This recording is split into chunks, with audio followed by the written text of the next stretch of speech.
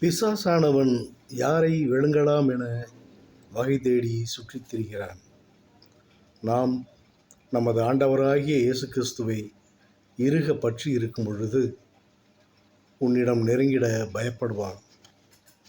ஏசப்பா என உன் சோதனை வேளையில் அவரை அழைக்கும் பொழுது உனது துன்பம் துக்கத்தை மாற்றி உன் இதயத்திலே நீ செய்ய வேண்டிய நடக்க வேண்டிய வழியினை உணர்த்துவார்.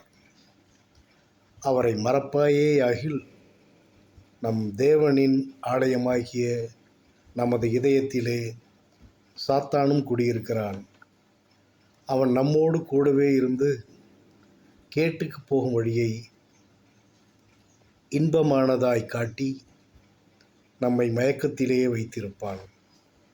ஒரு நாள் ஒரு முறை மட்டும் சுவைப்பதிலே தவறு இல்லையே, களவும் கற்றுமற என்பான். பின் உன் மனைவி, மக்கள், பெற்றோர்கள் என நடுத்தெருவிலே நிற்கும் நிலைக்கு தள்ளப்படுவாய். ஒரு நாள் தற்கொலைக்கும் தள்ளப்படுவாய். ஏசப்பா உன் உள்ளத்தில் வருவதற்கு இடம் கொடு. சாத்தான் வெளியேறி ஓடிவிடுவான். ஆமேன், ஆமேன், ஆமேன்.